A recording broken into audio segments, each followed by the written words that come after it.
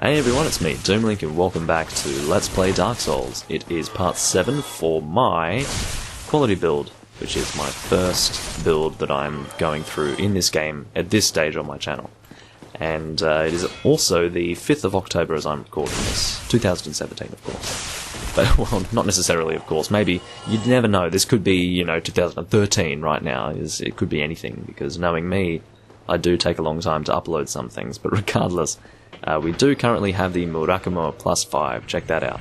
And, purely by chance, I'm just taking the elevator and I'm given the opportunity to demonstrate this stuff to you.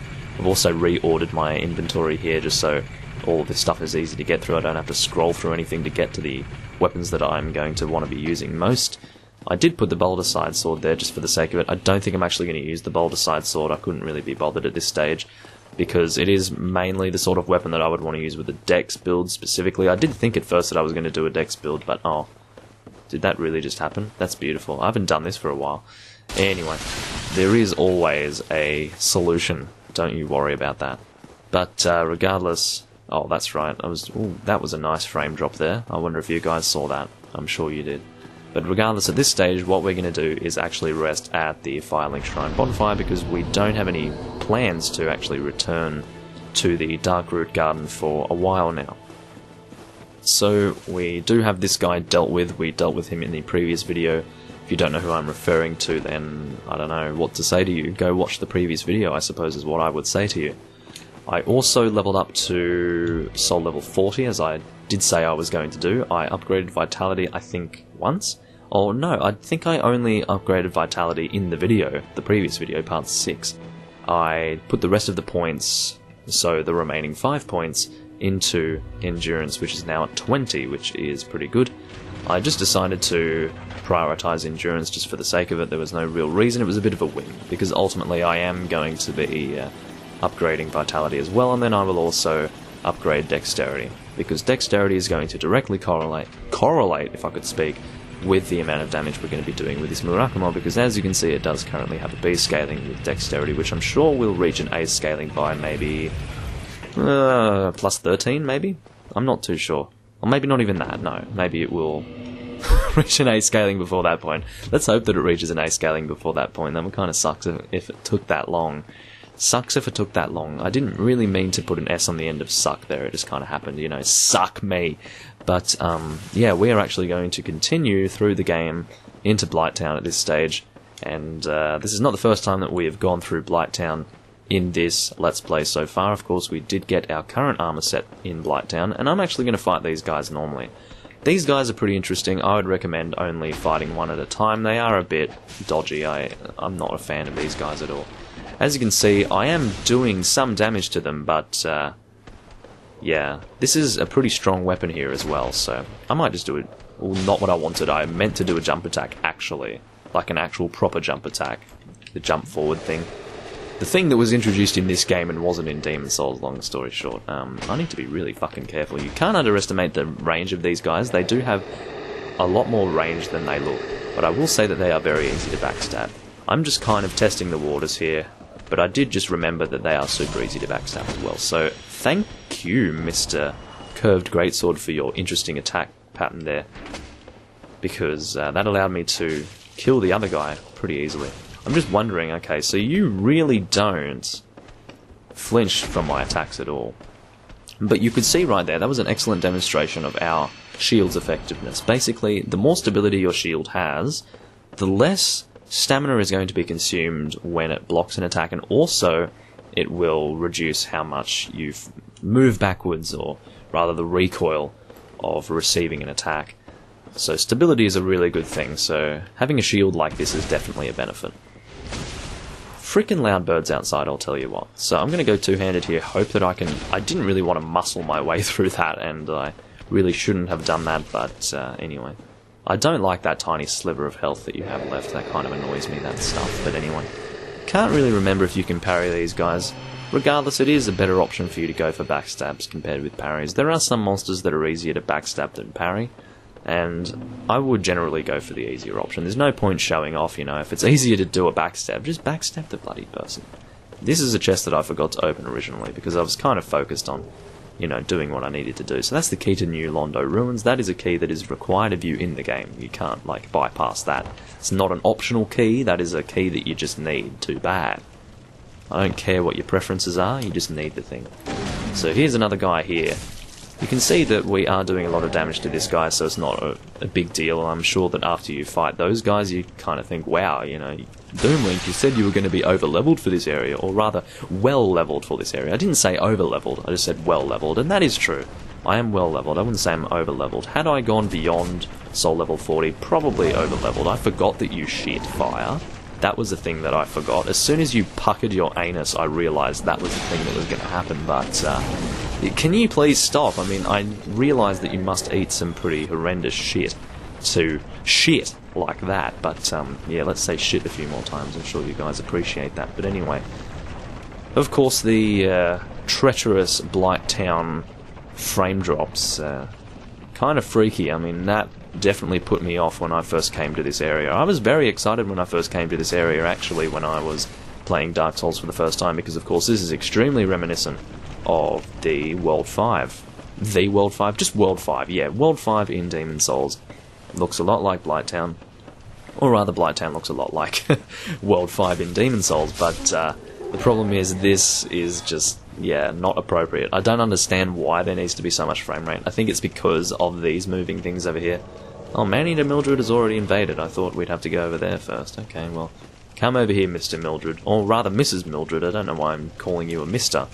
You're definitely not a Mister. Can you stop? These guys also exist in Demon Souls, which is why I really liken this place to World 5, because this is just very much the same area almost. I don't know why I did that strong attack. I need to, like, not do that. You are going to poison me, and I'm not excited to...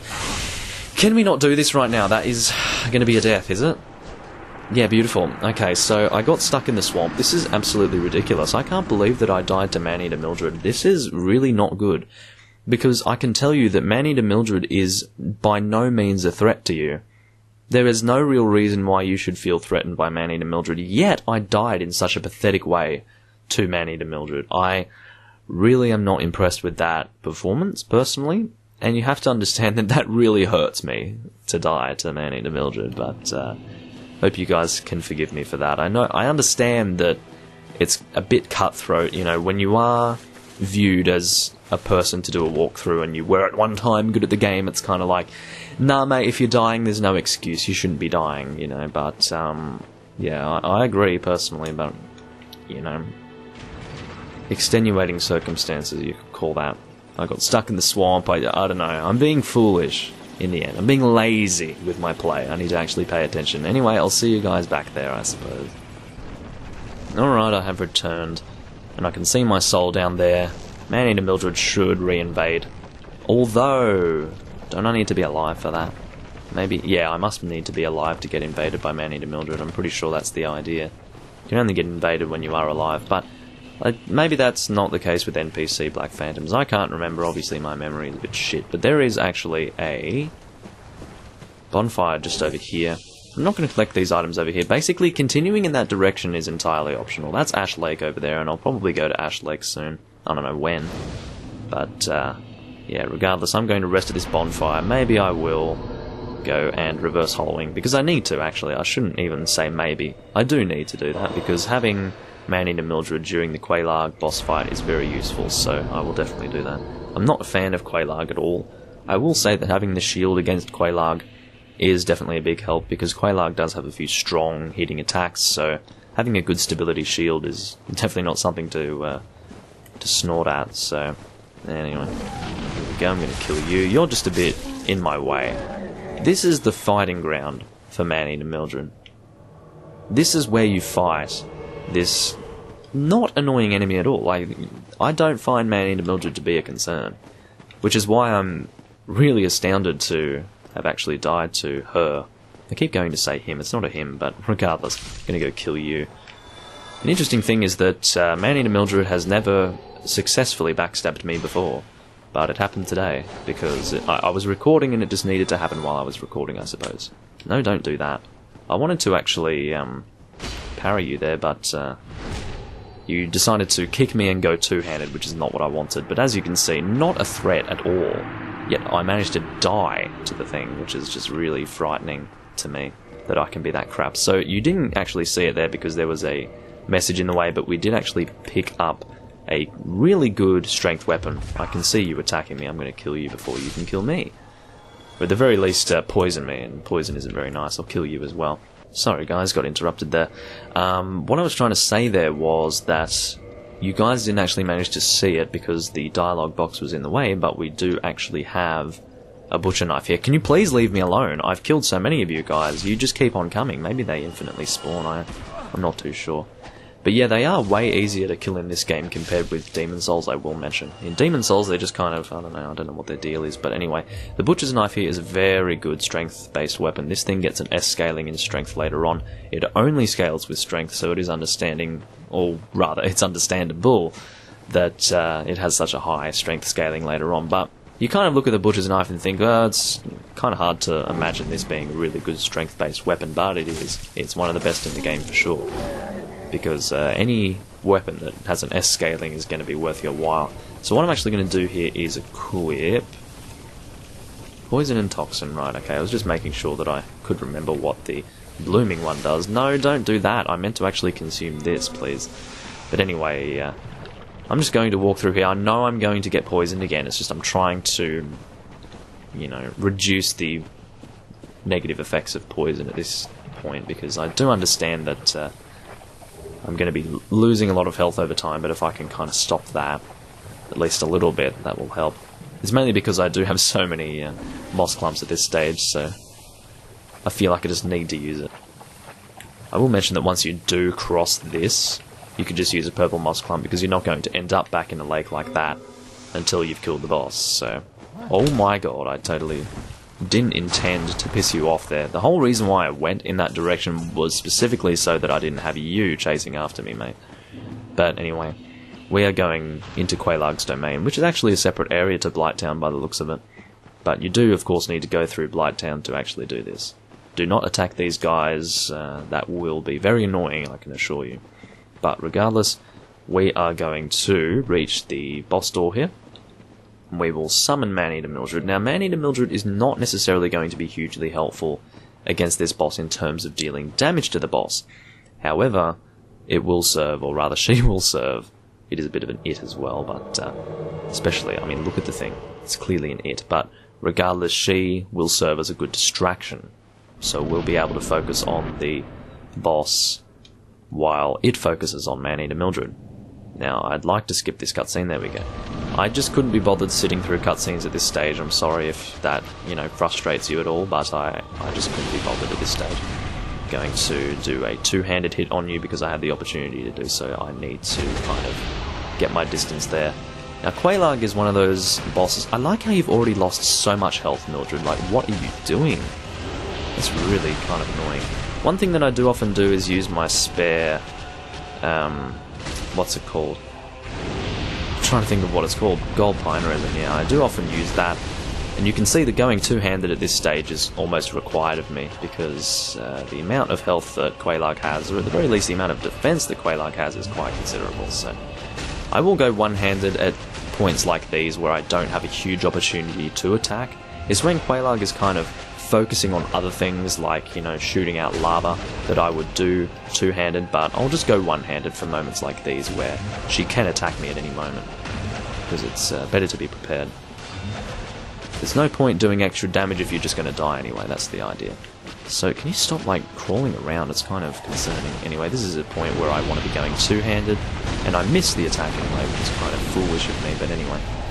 You can see that Man-Eater Mildred probably is helping us with the damage here, but she is also helping us with the distraction. I'm going to go two-handed here just to make things a little easier. I can tell that Man-Eater Mildred is the main target here. We need to kind of keep away from the lava as well, because I think Man-Eater Mildred does sort of mimic our movements in a way. Because Man-Eater Mildred is retarded. She's just going to stand in the lava. See what she's doing there? Well, she was standing in the lava for a period, but we don't want her to be doing that, because that's not within our interests. I risked my safety a little bit there by... Oh. Okay. Alright, I understand. This seems like the sort of Let's Play where things just don't go my way. Alright. I'm really upset about that, actually. Maybe you guys are just like, oh, it's Dark Souls Doom Link, you die, it happens, but no. That wasn't the case for me. But apparently it is now. I'm a bit depressed about that. I'll see you guys back in the boss fight. And I'm back, so, yeah. We're summoning Man-Eater Mildred again, and we are going to return into the boss room to go and kill the boss, hopefully this time. Quelaag is the kind of boss that is very easy to deal with if you know what you're doing. I, at this stage, have a very good, I guess, setup for Quelaag, because if you have a good shield, she's very easy to kill. Okay, so now we're going to go two-handed, just deal a little bit of damage there while we can. Mildred is not being a very good distraction at this point. I'll keep recording here. Well, I will obviously keep recording. I was going to probably speed through the fight, but I have decided against it because I think it'll be a quick fight. It was pretty quick before, so I mean it'll be just as quick now. That is if Mildred is also doing her job well. She was actually doing a pretty reasonable job before, I think. There are definitely times when Mildred really doesn't do much. Sometimes she does just kind of sit there and do nothing, but can you not, like, get stuck in there? To be fair, I'm not really responding very well to Quelaag when she does the... I shouldn't have done the strong attack there, actually. That was a bit foolish of me. But yeah, she does do this big shockwave attack, and I really need to kind of take note of the telltales of that attack, because that is not something that you want to get caught in. Because it does push you back, and you could see that it did push me straight into the lava, and that wasn't good at all, so we don't want that. We will be able to shield the shockwave itself. There you go. So when she puts her head down like that, that's what we need to aim for. Or what we need to be watching out for, rather. So, ooh, you're doing it again. Fucking stop it, man. Man-Eater Mildred isn't going to be shielding it, obviously, but even if she could, she wouldn't do a very good job at it because her shield is not exactly the best thing in the world. If you have seen her shield, it's pretty sad, but it's like a wooden plank, I think it's called. She's shooting the lava. If you're directly behind her, it is hard to tell because she could be doing anything. But regardless, that is Quelaag dead, and that's the soul of Quelaag. That can actually be used to get one of the better Chaos weapons in the game, which is Quelaag's Fury Sword. It is technically a Chaos weapon because it does scale with your humanity that is in your counter. Of course, it doesn't scale with the humanity in your inventory. It does need to be in your counter to be something that it scales with. But anyway, that is more or less it for this video, guys. I'm still pretty down about the fact that I managed to die to Quelaag, you know, a few hits away from having killed it, but you know, I suppose this is, like I said, one of those Let's Plays where things don't go my way. I'm sure that in my other builds things won't, you know, go so poorly for me. You will see. I mean, I will also have been able to warm up in this playthrough as well, but I'm sure that things won't be as unlucky in my next playthroughs as well. But regardless, we did get through it, and that's what matters at this stage. It's just, I shouldn't try to take it so seriously, you know, I should just try to have fun. But there is a wall that we can break here, and what is behind the wall is in fact a bonfire that will be very useful to us, because it is a warpable bonfire, and this will just take us into this general area. This is a bonfire that we're going to return to later on, when we need to do Lost Izalith, which is an area that kind of is over in this direction over here. I might as well demonstrate this to you while that guy's moving out of the way, because it does take him a while to do that. But further in through there is the Lost Izalith area. Not immediately, but in that direction. We are actually going to head in that direction in the next video, which will of course be part 8, because there is something that we can do there, and you guys will see that soon. Regardless, I will level up in the next video. I think it is definitely time for me to end this video, because we have been going for maybe about 25 minutes by now. Anyway, thank you for watching everyone, and I will see you in part 8. Catch you guys later.